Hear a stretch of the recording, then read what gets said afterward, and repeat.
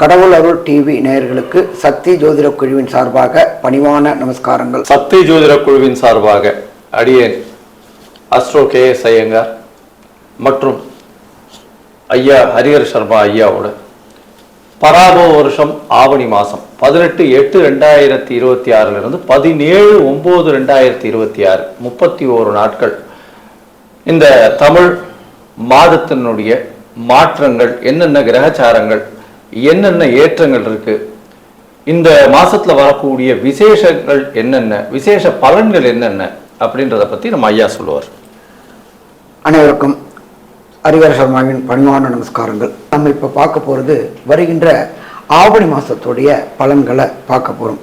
இந்த ஆவணி அப்படின்னாலே சூரிய பகவான் இருக்கிற இடம் அப்படின்றது சிம்மத்துல வருது. ஆவணி காலபுருஷ தத்துவத்தின்படி முதல் ராசி மேஷத்துல எந்த கிரகங்களும் இல்லை. அந்த ராசி அதிபதியான செவ்வாய் 3ஆம் இடமான முயற்சி ஸ்தானத்தில் மிதுனத்தில் இருக்காரு. அதுக்கு அடுத்தது 4ஆம் இடமான கர்க்கடகத்தில் புத பகவானும் உச்சம் பெற்ற குரு பகவானும் இருக்கிறாங்க. 5ஆம் இடமான சிம்மத்தில் சூரியனும் கேதுவும் இருக்கிறாங்க. அதுக்கு அடுத்தது பார்த்தோம் அப்படின்னாக்க கன்னியில சுக்கிர பகவான் நீச்ச நிலையை அடைஞ்சிருக்காரு. அதுக்கு அடுத்தது பார்த்தோம் அப்படின்னாக்க கும்பத்தில் ராகு பகவானும், காலபுருஷ தத்துவத்தின் கடைசி ராசியான மீன ராசியில் சனி பகவான் வக்ரகதியில் இருக்கிறார். சனி பகவான் ரிட்ராகேஷன் ஆயிருக்கிறார். நம்ம இந்த ரிட்ராகேஷன் சனி வக்ர பலன்களை ஏற்கனவே நம்ம போட்டிருக்கோம். அதுல உள்ளது பலன்களை பார்த்து தெரிஞ்சுங்க. அப்ப இப்படி இருக்கின்ற பொசிஷன்ல இந்த ஆவணி மாச பலன்கள், இந்த ஆவணி மாசம் தொடங்கக்கூடியது அப்படின்றது 18/8/2026 17/9/2026 வரலும் சற்றேறக்குரிய 31 நாள் இந்த மாசங்கள் இருக்கு. இப்ப இந்த 31 நாள்ல ஒவ்வொரு ராசிக்கும் என்னென்ன நற்பலன்கள் என்னென்ன கெடுபலன்கள்ன்றத பார்ப்போமா? கடக ராசி நேயர்களே, புனர்பூசம் பூசம் ஆயில்யம் இந்த 3 நட்சத்திரம் 9 பாதங்களை கொண்ட ராசி. ராசியின் அதிபதினு சொல்லக்கூடியவர் அதிவேகமாக செல்லக்கூடிய சந்திரன். சரி, இந்த கடகராசிக்காரர்களுக்கு பார்த்தீங்களே, ஆனால் இப்போ 8ஆம் இடத்துல, அதாவது 9ஆம் இடத்துல இருக்கக்கூடிய சனி பகவான் வக்ரகதி அடைஞ்சிருக்கார். பொதுவாகவே நம்ம மாத கிரகங்கள்னு சொல்லக்கூடியது அப்படின்னு பார்த்தாலேயானால் சூரியன், செவ்வாய், புதன் மற்றும் சுக்கிரனுடைய மாறுதல்களை வச்சு பேசுவோம். இந்த மாதம் பார்த்தீங்கன்னா உங்களுடைய ராசியிலேயே குரு பகவான் உச்சம் பெற்று போயிருக்கார். அதாவது உங்களுடைய ராசிக்கு 6ஆம் அதிபதி 9ஆம் அதிபதினு சொல்லக்கூடிய ஒரு சுபர் உங்களுடைய ராசியில உச்சம் பெற்று போறதுனால எடுக்கக்கூடிய முடிவுகள்ல நல்ல ஒரு தீர்க்கமான முடிவு இருக்கக்கூடிய வாய்ப்புகள் உண்டு. உங்களுடைய ராசிக்கு 12ஆம் அதிபதியும் 3ஆம் அதிபதியுமான புதன் உங்களுடைய ராசியிலேயே இந்த மாசத்தை ஆரம்பிக்கிறார்.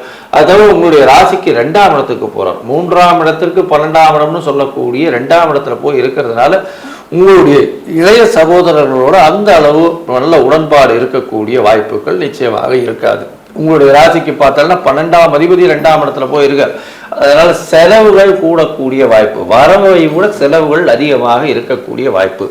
சொந்த தொழில் அப்படின்னு பண்ணிட்டு இருக்கவங்க, அதாவது 10ஆம் அதிபதி அப்படின்னு சொல்லக்கூடிய செவ்வாய் உங்களுடைய ராசிக்கு 12ஆம் இடத்துல இருக்கிறதுனால தொழிலில் சற்று அதிகமான செலவுகள் வரும். அதிகமான கவனமான முதலீடுகள் போட வேண்டி இருக்கும். இந்த காலகட்டத்தில் தேவையில்லாத முதலீடுகள் போடுறது அந்த அளவு விசேஷம் இல்லை. குழந்தைகளுக்குன்னு கொஞ்சம் அதிகமாக செலவழிக்க வேண்டிய கட்டாயங்கள் வரக்கூடிய வாய்ப்புகள் இந்த காலகட்டத்தில் உண்டு.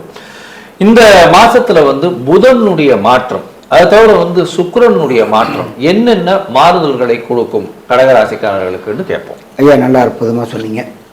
மாதம் பிறக்கும்போது குருவும் புதனும் ராசியில் சேர்ந்துருக்கிறாங்க. இந்த இடத்துல குரு பகவான் உச்ச நிலையை பெற்றிருக்கிறாரு. தனக்காரகன் உச்ச நிலையை பெற்றிருக்கும்போது கடகராசி அன்பர்களுக்கு கடந்த காலகட்டங்களில் பணப்புழக்கத்தில் கடன் வாங்க வேண்டிய சூழ்நிலை இருந்துச்சு. பொருளாதாரத்தில் முடக்கம் இருந்துச்சு, சுணக்கம் இருந்துச்சு, மென்டல் டிப்ரெஷன், மென்டல் டிஸ்டர்ப் இருந்துச்சு. அது எல்லாமே விலகக்கூடிய காலகட்டமாக இது இந்த காலகட்டம். அடுத்தது வாக்குஸ்தானத்தில் சூரிய பகவானும் கேது பகவானும் இருக்காரு. தடித்த வார்த்தைகள் வரக்கூடிய வாய்ப்புகள் உண்டு. அப்போ யார்கிட்ட பேசுகிறோம், என்ன பேசுகிறோம், எதை பேசுகிறோம், எப்படி பேசுகிறோம்னு தெரிஞ்சுக்கிட்டு பேசினா பிரச்சனைகளை தவிர்க்கலாமா? பிரச்சனைகளை தவிர்க்கலாம். இல்லாட்டி இந்த காலகட்டங்களில் தேவையற்ற பிரச்சனைகள் கூடக்கூடிய வாய்ப்புகள் உண்டு. சூரியன் கூட கேது சேர்ந்துருக்கிறதுனால நீங்கள் வருத்தப்படுவீங்க, ஆனால் உங்களால் பாதிக்கப்பட்டவங்க வருத்தப்பட மாட்டாங்க. அப்போ தேவையற்ற எதிரிகளை தேடிக்கொள்ளக்கூடிய வாய்ப்புகள் உண்டு. 3ஆம் இடமான முயற்சி ஸ்தானத்தில் சுக்கிர பகவான் நீச்ச நிலையை அடைஞ்சிருக்காரு. அந்த வீட்டுக்குண்டான புத பகவான் எப்போ வராரு அப்படின்னு பார்த்தோம்னாக்க 18/8/2026 சிம்மத்துக்கும், அதுக்கு அடுத்தது பார்த்தோம்னா 3/9/2026 கன்னிக்கும் வராரு. அதை பார்த்தோம் அப்படின்னு சொன்னாக்க 2 பேருமே பரிவர்த்தனை யோகம் பெற்றதற்கு சமானமாக இருக்குது. சுக்கிரன் அங்கே நீச்சம் அடைஞ்சிருக்காரு, புதன் இங்கேயும் பரிவர்த்தனை யோகம் பெற்றிருக்கிறாரு. அப்போ எடுக்கின்ற முயற்சிகள் எல்லாம் வெற்றி பெறுமா? வெற்றி பெறக்கூடிய வாய்ப்புகள் உண்டு. அதுவும் பார்த்தா சுக்கிரன் தொடர்புடைய, கலை தொடர்புடைய, கம்யூனிகேஷன் தொடர்புடைய தொழில் செய்யக்கூடிய கடகராசி என்பவர்களுக்கு எடுத்ததில் எல்லாமே வெற்றி வெற்றி வெற்றி குவிக்கக்கூடிய மாசம்னே சொல்லலாம்.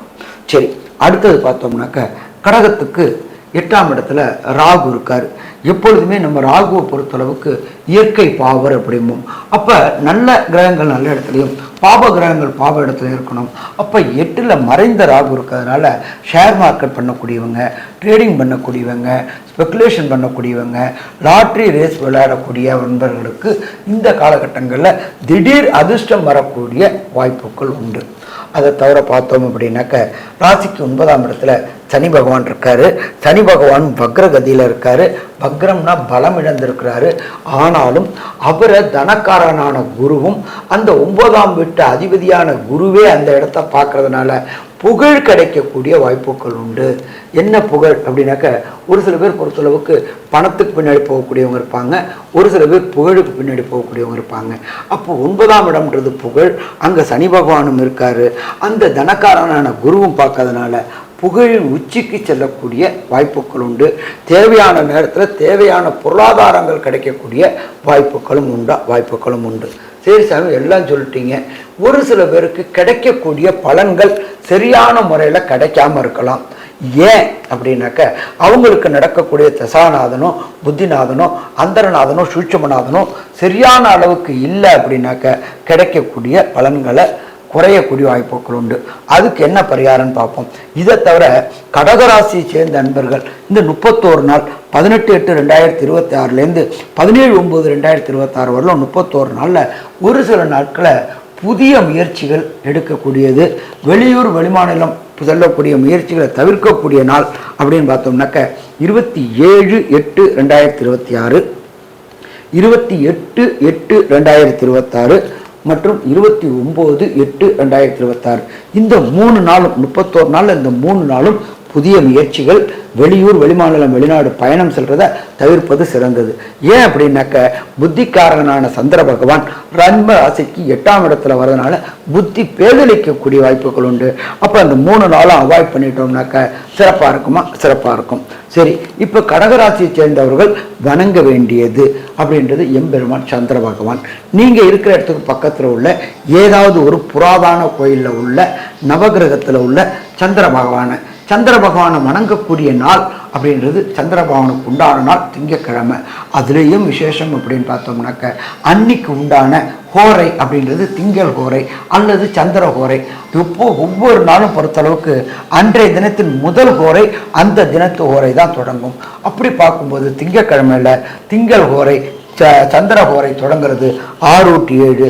6/7 போயிட்டு சந்திர பகவானுக்கு ஒரு நெய்தீபம் 9 முறை பிரதட்சணம். அடுத்தது மாச கடைசியில் வரக்கூடிய அந்த திங்கக்கிழமையில சக்கரை பொங்கல் நைவேத்தியம் பண்ணிட்டு வர பக்தர்களுக்கு விநியோகம். இந்த 2ம் பண்ணினோம் அப்படின்னாக்க வரக்கூடிய பிரச்சனை, வந்த பிரச்சனை எப்படி சூரியனை கண்டுவிட்டு பனி விலகுதோ அதே மாதிரி விலகும். சரி, கடகராசியை சேர்ந்த அன்பர்களுக்கு ஆவணி மாதத்தின் தொடக்கமான 18/8/2026 17/9/2026 வரையிலும் என்னென்ன நற்பலன்கள் என்னென்ன கெடுபலன்கள் அப்படின்றது கன்க்ளூஷனா நம்மளோட கேஎஸ் ஐயங்காரவங்க சொல்லுவாங்க. ஐயா, கடகத்தை பொறுத்தவரை ஆவணி மாதம் ஏற்றமாக இருக்கும். ஏன் இப்படி சொல்றீங்க அப்படின்னா, ராசியிலேயே குரு உச்சம் பெற்று போயிருக்கிறது விசேஷம். புத பகவான் உங்களுடைய ராசியை விட்டு 2ஆம் இடத்துக்கு போயிடுறார். அது மிகப்பெரிய ஏற்றம். இந்த புத பகவான் உங்களுடைய ராசியில இருக்கிற வரலும் உங்களுக்கு பெருத்த அவமானம், தேவையற்ற செலவுகள், நீங்க அசிங்கப்பட்டது, இது எல்லாமே நடந்திருக்கும்.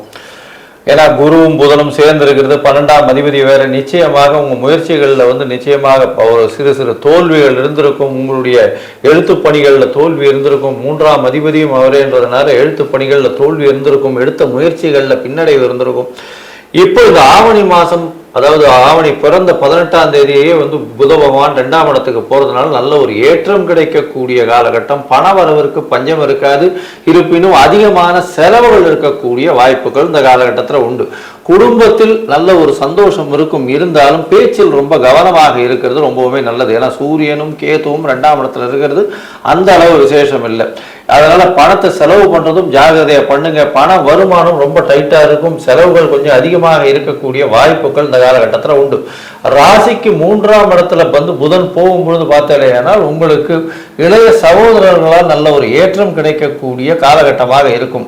இந்த இது பயிர், இந்த மாதிரியான வயக்காடு, இந்த மாதிரி வச்சிருக்கிறவங்களுக்கெல்லாம் நல்ல ஒரு ஏற்றம் இருக்கும். கம்யூனிகேஷன் லெவலில் இருக்கிறவங்களுக்கு நல்ல ஒரு மாற்றங்கள் இருக்கும். நீர் சம்பந்தப்பட்ட தொழில் செய்பவர்களுக்கு பெரிய ஏற்றம் இருக்கக்கூடிய வாய்ப்பு. பால் சம்பந்தப்பட்ட தொழில் செய்பவர்களுக்கு சற்று பின்னடைவு இருக்கக்கூடிய காலகட்டமாக இருக்கும். 1-9 வரலும் சற்று பின்னடைவு இருக்கக்கூடிய காலகட்டமாக அமைய போறது. உங்களுடைய ராசிக்கு பார்த்தோம்னா 4ஆம் இடத்துல சுக்கிரன் போறார். 1ஆம் தேதியிலிருந்து திக்பலம் பெற்று போறதுனால ஆட்சி பலம் வேற. அதனால நல்ல ஒரு ஏற்றம் கிடைக்கும். படிக்கக்கூடிய மாணவர்களுக்கு பெரிய வெற்றி செய்திகள் கிடைக்கக்கூடிய வாய்ப்புகள் இந்த காலகட்டத்தில் இருக்கும். திடீர் பணவரவு வரும். மூத்த சகோதரர்கள் மூலமாக நல்ல ஒரு ஆதாயம் கிடைக்கக்கூடிய வாய்ப்பு. உங்களுடைய ராசிக்கு பார்த்தீங்கன்னா தந்தையின் உடல்நிலையில் சற்று பின்னடைவு இருக்கக்கூடிய வாய்ப்புகள் நிச்சயமாக உண்டு. இந்த காலகட்டத்தில் பார்க்கும்பொழுது உங்களுக்கு பேச்சில் சற்று கவனமாக இருக்கிறதும், தூக்கம் கெடக்கூடிய வாய்ப்புகள் ரொம்ப அதிகம். 12ஆம் இடத்துல செவ்வாய் இருக்கிறதுனால தூக்கம் கெடம், அதிகமான டிராவல் இருக்கக்கூடிய வாய்ப்பு. இந்த இதில் அதாவது உங்களுக்கு இந்த பர்மனன்ட் ரெசிடென்ட்ஷிப், அதாவது இதில் ஃபாரினில் இருக்கவங்களுக்கெல்லாம் பர்மனன்ட் ரெசிடென்ட்ஷிப் பார்த்துட்டு இருக்கவங்களுக்கு சிறு சிறு பின்னடைவுகள் ஏற்படக்கூடிய வாய்ப்புகள் இந்த காலகட்டத்தில் இருக்கும். கடகராசிக்காரர்களுக்கு 9ஆம் இடத்துல சனி பகவான் வக்கரகதியில் இருக்கிறதுனால சிறு சிறு தொல்லைகள் இருக்கும். தனித்த குருவாக உங்களுடைய ராசியிலே இருக்கிறதுனால எந்த ஒரு விஷயத்திலையும் நீங்கள் தீர்க்கமான முடிவுகளை எடுத்தாலும் அதை செயல்படுத்த முடியாத நிலைமைக்கு தள்ளப்படுவீர்கள். மொத்தத்தில் பார்க்கும் பொழுது இந்த மாசம் உங்களுக்கு 80% மாற்றங்கள் இருக்கும் அப்படின்னு இந்த சக்தி ஜோதிட குழு சொல்லுது. நன்றி, நமஸ்காரம். கடவுள் அருள் டிவியை பார்த்தமைக்கு நன்றிகள். மேலும் இது போன்ற தகவல்களை தெரிந்து கொள்ள கடவுள் அருள் டிவியை சப்ஸ்கிரைப் செய்யுங்கள். மறக்காமல் பெல் ஐக்கானை கிளிக் செய்யுங்கள்.